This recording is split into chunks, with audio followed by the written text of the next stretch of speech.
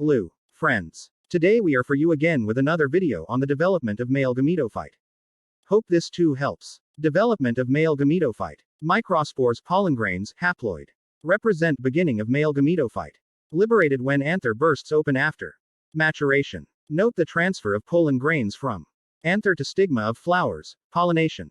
Steps. A. Each microspore becomes highly vacuolated and the haploid nucleus of the pollen grain moves toward the periphery of the cell. B. The microspore then undergoes a highly unequal cell division producing a larger vegetative cell and a smaller generative cell. C. Microtubules and endoplasmic reticulum present inside facilitates this asymmetric division by maintaining the peripheral position of the nucleus prior to mitosis and keeping plastids away from the generative cell as it is walled off from the rest of the vegetative cell. D. Thus, the vegetative cell, which contains most of the plastids, undergoes high levels of transcription, completely surrounds the smaller generative cell, and ultimately, the intine develops into a pollen tube after successful pollination. E. When the tube is formed, almost all living contents of the cell passes into the tube, and there is a tendency to keep the contents towards the tip of the tube and is received by close plugs in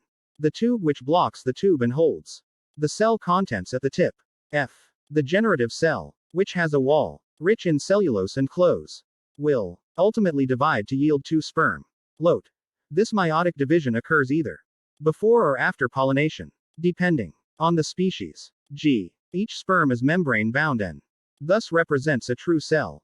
Once the sperm cells are formed, they remain closely suppressed to the vegetative nucleus, collectively forming the male germ unit. H. The male germ unit is carried within pollen tubes directly toward the embryo sac. I. One of the two sperm cells fertilizers with egg forming the zygote, and the other fuses with the central cell 2N of embryo sac to form the pen.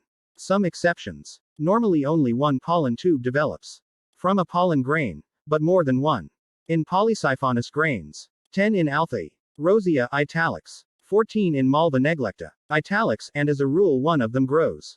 Further, the length of pollen tube depends on the length of stylar tissue, for example, long in zemace. In anther of Hyacinthus orientalis italics, the pollen development resembles an embryosac, first reported by Nemec and is called Nemec phenomenon. In Cyperaceae, out of 4 haploid cells formed during meiosis of pollen mother cell microsporogenesis, only one of them functions while the rest 3 degenerates. Here is the image for the development of male gametophyte.